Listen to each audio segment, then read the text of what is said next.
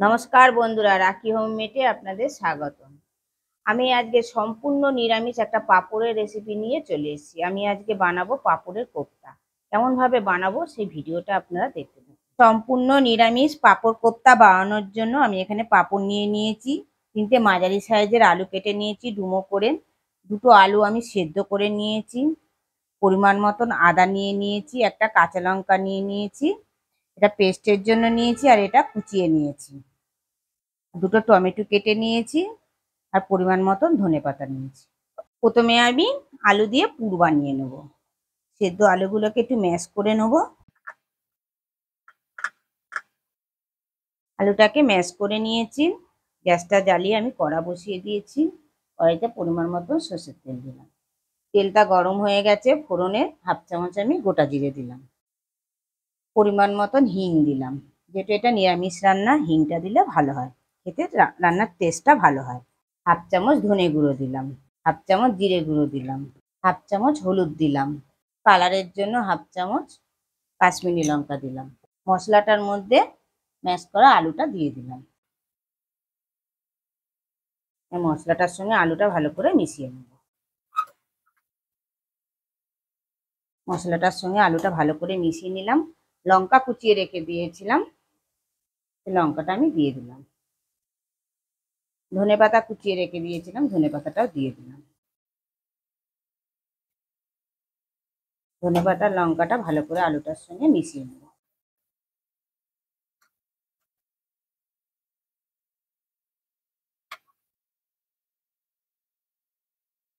1 চামচ নুন দিলাম। নুনটা দিয়ে আলুটার সঙ্গে ভালো করে মিশিয়ে নিলাম। আলুর পুরটা আমার রেডি হয়ে গেছে। কড়া থেকে উঠে আসলে ভাববেন যে আলুর পুরটা রেডি হয়ে গেছে। এবার আমি আলুর পুরটাকে ঠান্ডা করে নেব। একটা পাত্রের মধ্যে আমি আলুর পুরটা তুলে নিলাম। পুরটা ঠান্ডা হতে হতে গ্রেভিটা বানানোর জন্য আমি একটু মশলা বানিয়ে নেব। পরিমাণ মতন আদা কুচি দিলাম, একটা কাঁচা লঙ্কা দিলাম, আর একটা টমেটো দিলাম। একটা মিহি পেস্ট বানিয়ে নেব। একটা পাত্রের মধ্যে জল নিয়ে নিয়েছি। এবার এই জলের মধ্যে পাঁপড়গুলোকে প্রথমে আমি ভিজিয়ে নেব।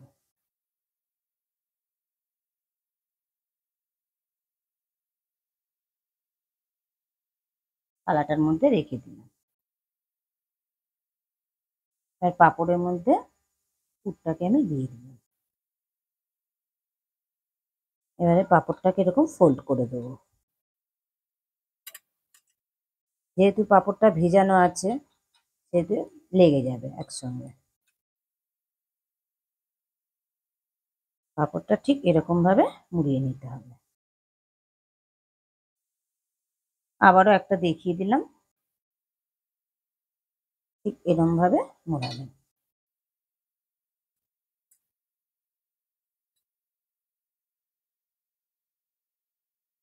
এরকম একইভাবে সবকটা বানিয়ে নেব। কড়াটা পরিষ্কার করে ফিরে এলাম। কড়াইতে পরিমাণ মতন তেল দিলাম। এবার পাঁপড়ের কোপ্তাগুলো আমি ভেজে নেব। সব কটা কোপ্তা আমি একসঙ্গে বানিয়ে নিয়েছি। দেখুন বন্ধুরা, ঠিক এরকম ভাবে বানিয়ে নেবেন। গ্যাসটা একদম লো টু মিডিয়ামে করে দিয়ে আমি পাঁপড়গুলো দিয়ে দিলাম।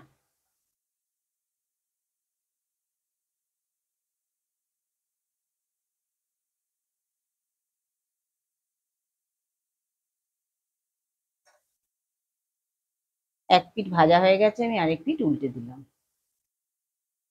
সব পাঁপড়গুলো আমি একইভাবে ভেজে নেব।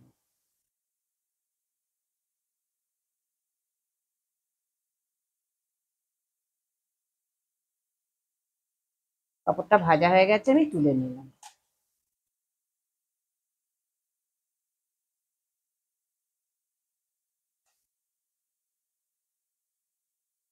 বাদ বাকিগুলোও দিয়ে দিলাম।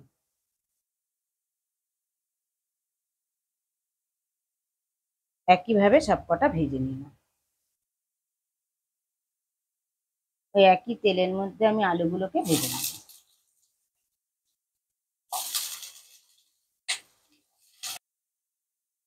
আলুটা ভাজার জন্য আমি 1 চামচ নুন দিলাম, আর 1/2 চামচ হলুদ দিলাম। নুন আর হলুদটা আলুটার সঙ্গে ভালো করে মিশিয়ে নিলাম। মিশিয়ে নিয়ে আমি 3 মিনিটের জন্য ঢেকে দিলাম। 3 মিনিট পর ঢাকাটা খুলে দিলাম। আলুটা ভাজা হয়ে গেছে, আমি তুলে নিলাম।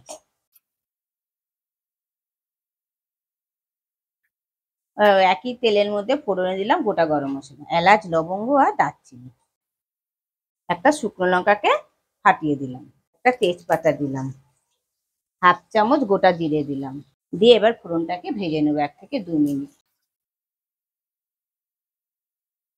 ফোড়নটাকে আমি 1 থেকে 2 মিনিট ভেজে নিলাম। ফোড়ন থেকে যখন একটা সুন্দর গন্ধ বেরোবে তখন আমি আদা, কাঁচা লঙ্কা আর টমেটো একসঙ্গে পেস্ট করে রেখে দিয়েছিলাম, সেটা দিয়ে দিলাম। মশলার বাটিটা দিয়ে আমি একটু জল অ্যাড করলাম। হাফ চামচ হলুদ দিলাম। 1 চামচ নুন দিলাম।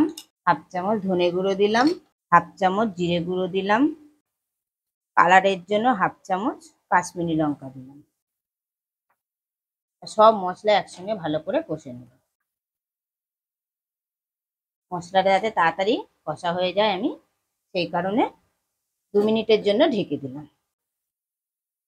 2 মিনিট পর ঢাকাটা খুলে দিলাম। মশলাটা চেক করে দিলাম, মশলা থেকে তেল ছেড়ে দিয়েছে। মশলাটা ভালোভাবে কষা হয়ে গেছে। এবার আমি যে আলুগুলো ভেজে রেখে দিয়েছিলাম সেই আলুগুলোকে দিয়ে দিলাম। আলুটা দিয়ে মশলাটার সঙ্গে ভালো করে মিশিয়ে নিলাম। মিশিয়ে নিয়ে আরো 2 মিনিট ভালোভাবে কষে নেব। আলুটা দিয়ে ভালোভাবে কষে নিলাম। এবার আলুটা সেদ্ধ হওয়ার জন্য আমি পরিমাণ মতন জল অ্যাড করলাম। জলটা দিয়ে ভালোভাবে মিশিয়ে নিলাম আলুটার সঙ্গে। 5 মিনিটের জন্য ঢেকে দিলাম। 5 মিনিট পর ঢাকাটা খুলে দিলাম। নাড়াচাড়া করে নিলাম। আলুটা সেদ্ধ হয়ে গেছে। আলুটাকে ভালোভাবে সেদ্ধ হয়ে গেছে। রান্নাটা ব্যালেন্সে রাখার জন্য আমি 1 চামচ চিনি অ্যাড করলাম। হাফ চামচেরও কম গুঁড়ো গরম মশলা দিলাম। 1 চামচ ঘি দিলাম। তার সঙ্গে ভালো করে মিশিয়ে নিলাম। এবার আমি ভেজে রাখা পাঁপড়গুলো দিয়ে দিলাম। পাঁপড়ের কোপ্তাগুলো দিয়ে দিলাম। কোপ্তাটা দিয়ে কিন্তু বেশিক্ষণ ফোটানো যাবে না, নাহলে এটা নরম তো ভেঙে যাবে। মিশিয়ে নিলাম আমি। গ্রেভিটার সঙ্গে মিশিয়ে নিয়ে 1 মিনিটের জন্য ঢেকে দিলাম। 1 মিনিট পর ঢাকাটা খুলে দিলাম। নাড়াচাড়া করে দিলাম। গ্যাসটা অফ করে দিলাম। দিয়ে আরো 1 থেকে 2 মিনিট আমি স্ট্যান্ডিং টাইমে রেখে দিলাম। 2 থেকে 3 মিনিট স্ট্যান্ডিং টাইমে রাখার পর ফিরে এলাম। পাঁপড়ের কোপ্তাটা আমার অলমোস্ট কমপ্লিট পরিবেশনের জন্য। দেখুন বন্ধুরা, দেখতে কতটা লোভনীয় হয়েছে, খেতে কতটা সুস্বাদু হবে। আপনারা অবশ্যই ঘরে ট্রাই করবেন। গরম ভাতের সঙ্গে খেতে অসাধারণ লাগবে। আমাকে কমেন্টে অবশ্যই জানাবেন কেমন খেলেন। ভিডিওটা ভালো লেগে থাকলে কমেন্টে অবশ্যই জানাবেন, লাইক আর শেয়ার করে দেবেন। আর আমার চ্যানেলের কেউ যদি নতুন বন্ধু হয়ে থাকেন, চ্যানেলটিকে সাবস্ক্রাইব করে দেওয়ার অনুরোধ রইল। পাশে বেল আইকনটা প্রেস করে দেবেন নতুন নতুন ভিডিও দেখার জন্য।